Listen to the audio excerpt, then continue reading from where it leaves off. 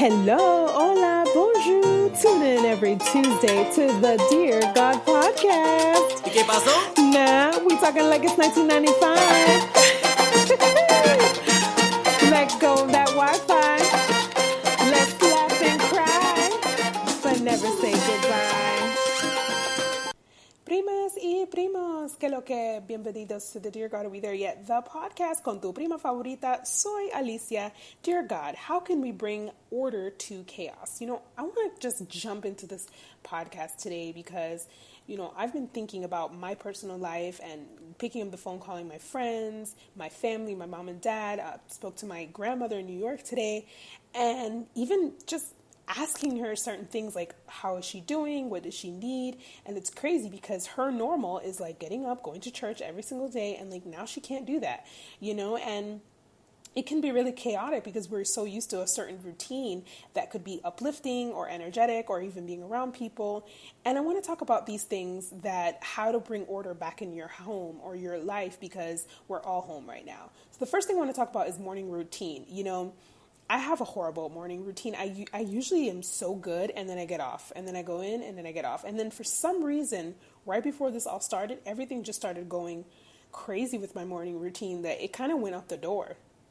And so I feel like I need to bring back my morning routine, and I'm going to challenge you guys to bring back your morning routine into what is in the present day. Like, we can't go back to, okay, I'm going to, get the kids ready for school, or I'm going to send a couple emails, or I'm going to work out, because clearly that doesn't work. But creating your new morning routine can kind of help you y te ponga la mente where, like, okay, yo sé que yo tengo que hacer mañana. I know what I need to do tomorrow. Even if it's writing something out, even if it's having a cup of coffee and being with your kids for the first 15, 20, 30, 45 minutes of the day. Adding a morning routine to the new normal, like, what we're seeing right now, is kind of the way to go. The second thing I want to talk about is nurture relationships. And I know a lot of people you'll see it on Instagram and Twitter and all these things, and people are like FaceTiming, but bringing a different type of nurturing of your relationships. It's funny because my really good friends called my wife and I last week, and they're like, hey, do you guys want to pray with us every day at a certain time? We were like, totally. And somebody was on the call, one of their friends, and they're like, you know what? This is the first time someone's ever asked us to pray with them. I've been invited to happy hour. And it's like, interesting. So there's nothing wrong with happy hour, by the way. I love me a little Benito.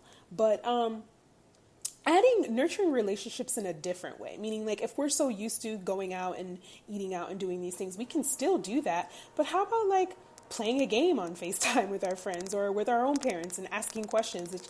I'm on a mission to ask my parents questions like just out of the norm, even though they're really good conversationalists, by the way. But just doing things out of the norm while you're nurturing these relationships, because that's why I have the conversation challenge, because it's to challenge you to get out of your norm and your comfort zone with questions and conversations. And try it with your friends. It doesn't have to be a prayer. It could be meditation. It could be singing. It could be playing the guitar. It could be nurturing relationships in a different way where you see a different side of yourself and your friends as well. The number 3 is craft. Learn something new, learn a new skill, learn a new language. It's hard. There's a lot of pressure. And yo no estoy diciendo que you need to do all this stuff. I'm just saying that sometimes to get our mind off of these things, I know si yo me siento en la sewing machine, if I sit next to the sewing machine, I feel really good. If I'm creating, I feel good. I feel like I kind of just disappeared from the world. I'm reading a new book, a novel, and I'm just disappearing into that. No, I'm just going in that novel all the way, because I kind of don't want to think about reality in a way, because it is sad, it is depressing, and it is frustrating, and it is all those emotions. But find the time. You can do it with your children. I wish our baby was a little bit older, that we can do certain things. Her attention span is like 5 minutes, but you can do something like craft with them, or learn a new language, or dance with them. Get on YouTube and dance something completely different. I've seen moms working out with their children, which is awesome, and all it takes is like 5 minutes. You don't have to take 1 hour, 3 hours. Like, take the pressure off all these things and just do what works for you. And then the last thing I want to talk about is show up and stop the pressures. Like, there's no pressure. Nobody's looking at you. Nobody's saying, did you do this in your check off? If you do one of these things in this entire 4 list, you're showing up already. You're showing up to saying, I'm going to bring some type of order into this chaos. And because that energy, it just kind of filters through everything, your thoughts and what you create, your work environment, your children, your relationship, your marriage, your boyfriend, your girlfriend, whatever the case is. So just show up. Don't feel pressure to do all this stuff that you see. And yeah, 20 years from now, you will have more disappointed by the things that you didn't do than by the things you did do. And that's a quote by Mark Twain. That's not me. But no, anyways, está bien. Hasta la próxima. I wanted to make a really short podcast this week because I know we're busy and I know it's crazy. And yeah, hasta la próxima. Bye. So, the 5G frequency is a very high frequency, very, very, very high frequency. It is just below the classification of a weapon, and I'll tell you why. The frequency that they're using, which is 10 times faster than 4G, unfortunately, when it comes into connection with human bodies, causes cell poisoning. Cell poisoning. So our bodies try to fight the radiation that is in the form of cell poisoning because of this frequency. It is effectively radiation.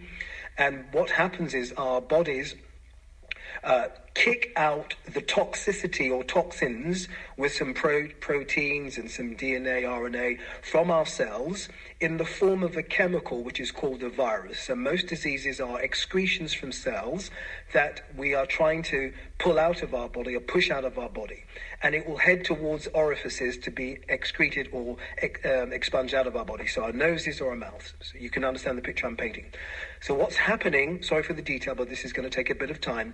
What is happening is that 5G, the frequency and the power, which is 10 times more powerful than 4G, is reacting adversely with human cells, causing cells in our bodies to be poisoned, toxic, and our natural defense mechanism is pushing out that toxicity in the form of a virus. So what you're seeing is not coronavirus per se, you're seeing cell poisoning manifesting with fluids, chemicals, viruses that the body is trying to dispose of because it's harmful to its physical body. So all that's occurring around the world, and I hear your minds thinking, well, how can that be, Pastor? But I'll explain in a moment. All that's occurring in the world is a reaction to human bodies to the electrification of the universe through 5G satellites, 5G towers, 5G cells that are being populated in major cities around the world. So this is what is causing this pandemic.